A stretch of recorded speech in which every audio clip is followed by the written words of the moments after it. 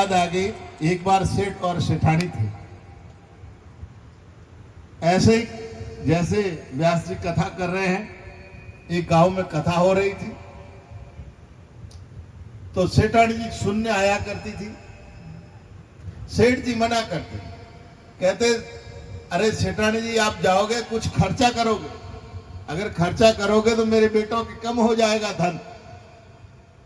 तो सेठानी जी कहती है बिल्कुल मैं कुछ भी नहीं लेके जा रही हूं, केवल सुनने जा रही हूं, मैं आपका कोई खर्चा नहीं कर रही। तो बोले ठीक है सुनने जाओ, कोई दिक्कत नहीं। एक दिन प्रसंग आया, व्यास जी ने बताया कि मरने के बाद में यमदूत लेकर जाते हैं और रास्ते में वैतरणी नदी आती है। वैतरणी नदी का स्वरूप क्या है? बोले बड़े बड़े मगरमच्छ है उसमें, बड़े बड़े सांप है और रस्सी की नदी है और बड़ी दुर्गंध भरी है और तरह तरह की यातना यमदूत देते हुए वहां से लेके जाते हैं। तो सेठानी जी ने सुना कि जो गाय का दान दे देते हैं और वो गाय का दान देने के बाद में जब वो लोग वहां पहुंचते हैं तो वो गाय तीर पर खड़ी हुई मिलती है और वो गाय का जो ही जाकर पूंछ पकड़ते हैं और गाय चल पड़ती है। और जब तक गाय का पूंछ पकड़ा हुआ होता है तब तक न तो कोई मगरमच्छ नजदीक आता है न कोई सांप बिच्छू नजदीक आता है और वो वैतरणी नदी सहज में ही पार कर देता है।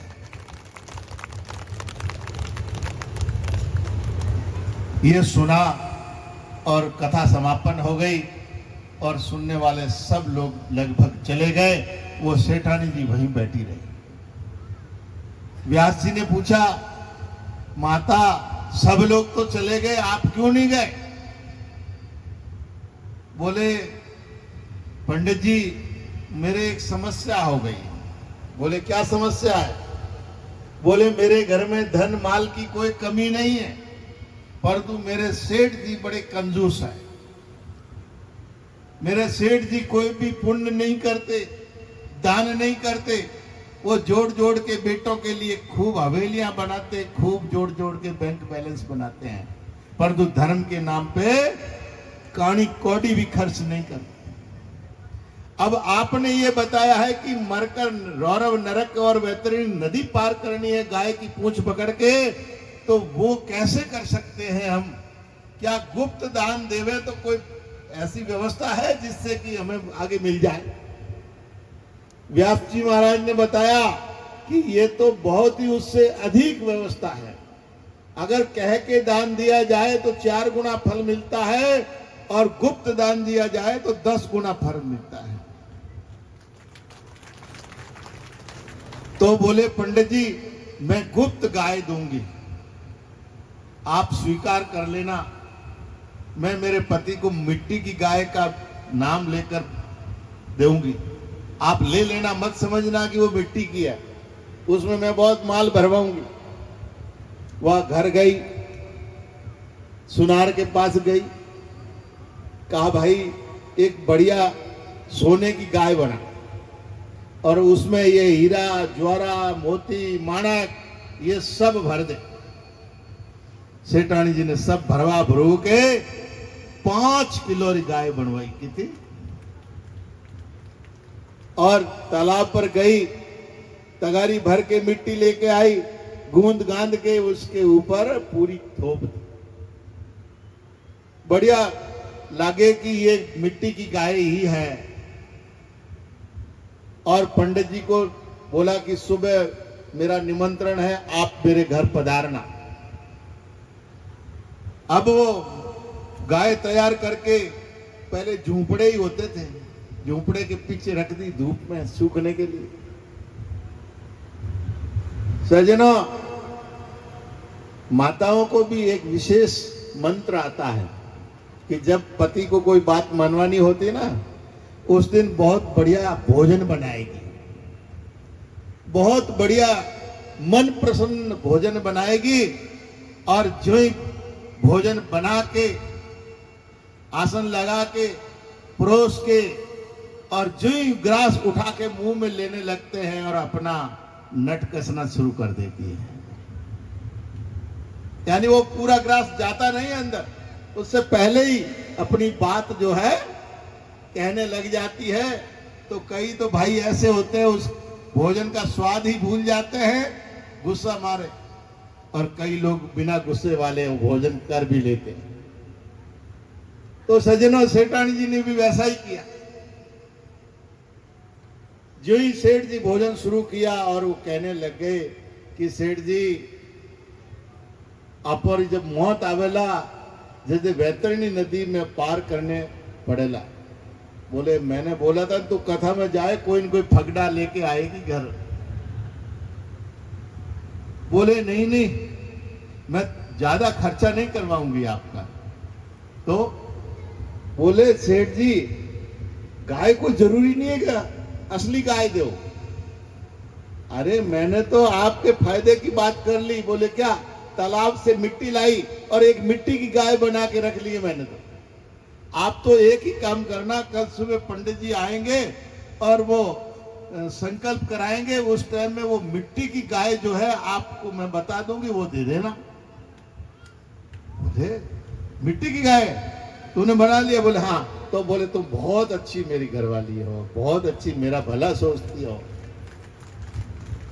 क्योंकि औरतें जितना भला सोचती है पति का, उतना पति भला नहीं सोचता है औरतों का। जैसे तुलसीदास जी की गुरु कौन थी? गोस्वामी तुलसीदास जी, जिन्होंने पूरी रामायण रच डाली, उनकी गुरु कौन थी? उनकी पत्नी थी। ऐसे ऐसे अनेकों संत महात्मा हुए हैं जिन्होंने पत्नी के उपदेश से, पत्नी के ज्ञान से, पत्नी के शब्दों से महात्मा बन गए, बड़े बड़े महापुरुष बन गए, बड़े बड़े विद्वान हो गए। तो ये आदिशक्ति जगदम्बा की कृपा जिस पर हो जाए तो बेड़ा पार हो जाए। और ठाकुर समाज जितना भी है ना, वो आदिशक्ति जगदम्बा का ही पुजारी है, वो शक्ति का पुजारी है। इसीलिए शक्ति की कीमत, कदर अगर कोई जानता है तो ठाकुर जानता है, राजपूत जानता है, अन्य नहीं जानता है। ये राजस्थान की परंपरा है। राजस्थान की विशेषता क्या? पग पग पूतली। राजस्थान की पहचान है पग पग पूतली और खेजड़ी खेजड़ी थान। पग पग पूतली, खेजड़ी खेजड़ी थान, ये है राजस्थान की पहचान। तो जितने भी भूमिया होते थे ना, वो हमारे ठाकुरों में होते थे। ये राजस्थान की पहचान थी। और झुंझारू गायों की बाहर, जितने भी भूमिया ठाकुर हमारे हुए हैं वो गायों की बाहर में हुए हैं। चाहे गाड़े वाला भूमिया जी ले लो है? और बाकी हमारे लोक देवता पाबूजी महाराज, वीर तेजाजी महाराज है? जिन्होंने गायों के लिए अपना बलिदान दे दिया। आज हम पाबूजी महाराज को बहुत याद करते हैं। गायों की वार में शहीद हो गए, बिना धड़ कितने खींचियों को उड़ा दिया, कितना 365 ऐसा कुछ बताते हैं, सिर धड़ से अलग होने के बाद। तो ये हमारे झुंझारू भूमिया इस तरह के होते थे। तो इसलिए शक्ति, वो शक्ति कौन सी है? वो शक्ति घर में जो माता है वही आदिशक्ति भवानी है। और उसकी कृपा, माँ की जिस पर कृपा है उसका कोई बाल बांका नहीं कर सकता है। तो सज्जनों, पंडित जी आए सुबह और आसन बिछाया, भोजन आसन लगाया, बाजोट पर थाल रखा। और पंडित का एक धर्म है कि संकल्प किए बिना दान लेता नहीं है। आजकल कई पंडित तो संकल्प को भी नहीं जानते, परंतु अगर दान दें और पंडित संकल्प ना करवाए तो दान फलीभूत नहीं होता है। इसीलिए कभी भी ब्राह्मण को कुछ भी दें तो पहले संकल्प करवाएं। संकल्प यानी हाथ में। गुरुओं को दक्षिणा देती है, चरणों में चढ़ाई जाती है, और ब्राह्मण को दक्षिणा हाथ में दी जाती है। गुरुओं को जो दक्षिणा देते हैं वो चरणों में चढ़ाई जाती है, हाथ में नहीं। गुरुओं को हाथ दिया हुआ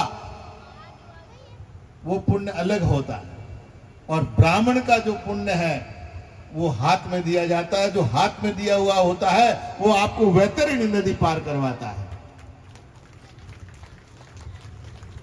और संत के चरणों में चढ़ाया हुआ आपको 84 के चक्कर से बाहर निकालता है। क्योंकि जगत गुरु ब्राह्मण है। इस दुनिया में जगत गुरु अगर पूज्य है तो ब्राह्मण है, और ब्राह्मण के चरणों में सभी जगत का सिर झुकता है। ब्राह्मण का सिर नहीं झुकता कहीं पर भी। अगर ब्राह्मण का सिर झुकता है कहीं तो वो एक सदगुरु सन्यासी है। सन्यासी के चरणों में सिर झुकता है, अन्यथा कहीं नहीं झुकता। जगत गुरु ब्राह्मण है, ब्राह्मण का गुरु सन्यासी है, और सन्यासी का गुरु अविनाशी है। तो इसीलिए ब्राह्मण देवता को संकल्प करवाया सेठ जी ने, और कहा मिट्टी की बनी हुई गाय एक कौड़ी ऊपर रख के मैं संकल्प करता हूं कि मैं ये ब्राह्मण को दान दे रहा हूं। अब पंडित जी ने प्रसाद पाया, और पंडित जी उस गाय को लेकर अपने निवास स्थान पहुंच गए। देव योग से पति पत्नी का साथ इस दुनिया से जाना बहुत कम होता है, परंतु देव योग से उस सेठानी के कर्मों के प्रताप से सेठ जी और सेठानी जी का शरीर एक साथ छूट जाता है, और यमराज उनको लेकर जाते हैं। बीच में यमदूत भी आते हैं, और विष्णु भगवान के पार्षद भी आते हैं। क्यों? सेठ जी के लिए तो यमदूत आते हैं, और सेठानी जी के लिए पार्षद आते हैं। पर जहां पर भगवान विष्णु के पार्षद होते वहां यमदूत की चलती नहीं है। अब वहां चलते चलते ज्यों आगे गए तो दूर से वैतरणी नदी दिखने लगी। सेठ जी का हृदय कांपने लग गया, क्योंकि पापी होता है उसका हृदय डगमगा जाता है पहले से ही। मारवाड़ी में एक और भी कहते हैं, चोर के पांव 3 होते हैं, झूठ के पांव 3 ही होते हैं, और 3 पांव वाला डगमगाता है हमेशा, 4 पैर वाला डगमगाता नहीं। सेठ जी का हृदय डगमगाने लगा, और कहने लगे, सेठानी जी आपने जो गाय दी थी पंडित जी को वो कहां है? फिर ये नदी तो दिखने लगी। बोले, सेठ जी वो गाय नदी के किनारे खड़ी है, यहां थोड़ी है। जो ही वो नदी के किनारे पहुंचते हैं सेठ सेठानी, तो वो गाय खड़ी दिखाई देती है। जाते ही सेठ जी पूंछ पकड़ लेते हैं, और सेठानी जी ऊपर से पकड़ती है, सेठ जी नीचे से पूंछ पकड़ते हैं, और गाय रवाना हो जाती है। और गाय घुटने तक गई, जांग तक गई, तो पूंछ डूब गया। सेठ जी का हाथ नीचे था, तो वो देखा तो सोने के ऊपर लगा हुआ मिट्टी कितनी देर रहेगा, वो पीला पीला दिखने लगा। तो और लालची जीवड़ो तो और उतार दियो, और बोले, सेठानी जी वो पीलो पीलो कहीं है, और पीलो पीलो कहीं है, कहीं आप गाय सोनेरी तो नहीं बनाई? अरे सेठ जी, मिट्टी की गाय कोई वैतरणी नदी पार करे गई? तो बोले, ये मैं सोनेरी नहीं बनाई हूं, इनमें मैंने हीरा, मोणक, मोती, ज्वारा, अनेक तरह के माणक मोती भरे हुए हैं। बोले, सच में आपने ऐसा किया है? बोले, हाँ ऐसा किया है। सच में ऐसा किया है? सच में ऐसा किया है। 3 बार बोला, और बोले, हाय मेरे बेटों को कंगाल कर दिया। पूंछ छूट गई, सेठ जी डूब गए, सेठानी जी पार हो गई। प्रेम से बोलिए गौ माता की। तो गौ माता वैतरणी नदी पार करने का एक जहाज है, मृत्यु लोक से सभी को जाना है। इसीलिए हमें और देवता की आवश्यकता नहीं है। हमारे 33 करोड़ देवी देवता गौ माता की पूजा करने से सभी देवताओं की पूजा हो जाती है। अन्य किसी थान थपान पर बार बार जाने की आवश्यकता नहीं पड़ती है। ये एक ही मंदिर है जो चलता फिरता और हमेशा हमारे घर में रहना चाहिए। इसकी पूजा सुबह शाम दोपहर तीनों टाइम होनी चाहिए। गायत्री का मतलब होता क्या है कि गायत्री यानी गाय की 3 बार पूजा होनी चाहिए दिन में।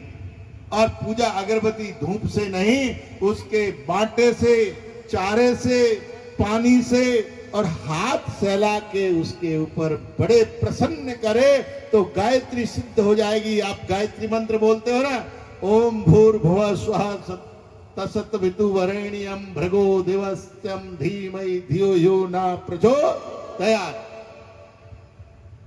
इसके आगे भी बोलते हैं, आपो ज्योति रसो अमृतः रोम रोम ब्रह्मांडे स्वाहा। ये गायत्री मंत्र यहां पूरा होता है। और गायत्री का यानी गौ माता की दिन में 3 बार पूजा करे, उसको खूब सहलाए, खूब उसको मन प्रसन्न उसको खिलाए और तृप्त रखे। और आपके घर में फिर बच्चे भी तृप्त रहेंगे, क्योंकि जिस घर में दूध होगा उनके बच्चे बड़े हष्ट-पुष्ट होंगे। कहते ऊत छिपायोड़ा न छिपे, जिस घर में धीनो है उन्ना टाबर छिपायोड़ा न छिपे। वे तो खेलेंगे, हष्ट-पुष्ट होंगे। तो इसीलिए भगवान कन्हैया को अगर बुलाना है तो घर में गाय को रखना है। उस गाय को रखने से गायत्री का पूजन हो जाएगा, 33 करोड़ देवी देवताओं का पूजन हो जाएगा। सज्जनों,